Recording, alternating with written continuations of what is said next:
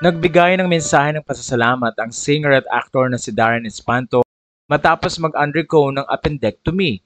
Sa kanyang kwento ay akala ni Darren ay masakit lamang ang tiyan niya at nagugutom pero yun pala ay appendicitis na. Narito ang kanyang pasasalamat sa mga taong tumulong sa kanya at nagbigay ng dasal at pati na rin ng mga bulaklak. What a plot twist! Life update. Akala ko sa trabaho ako didiretso pagkalan namin, hindi pala. Was so ready to be back on its showtime but the universe had other plans.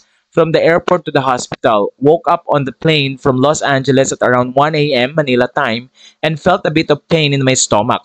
Didn't mind it and thought I was just super hungry. We landed 4 hours later and the pain got worse once I got into the car. Thought it was just gas, but the pain became unbearable. I asked to be taken to the nearest hospital and they had me take a CT scan right away. Found out I had appendicitis and had to get an appendectomy immediately. Thankfully, my appendix hadn't ruptured yet.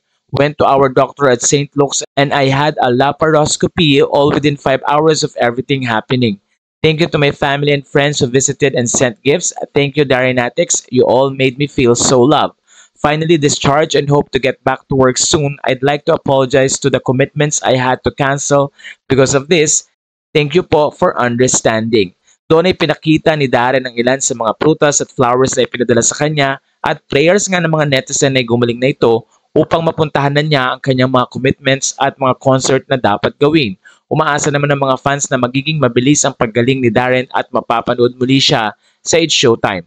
Buti na lang din ay hindi pumutok ang appendix ni Darren Espanto at maaga siyang naoperahan at naisalba pa ang kanyang kalusugan.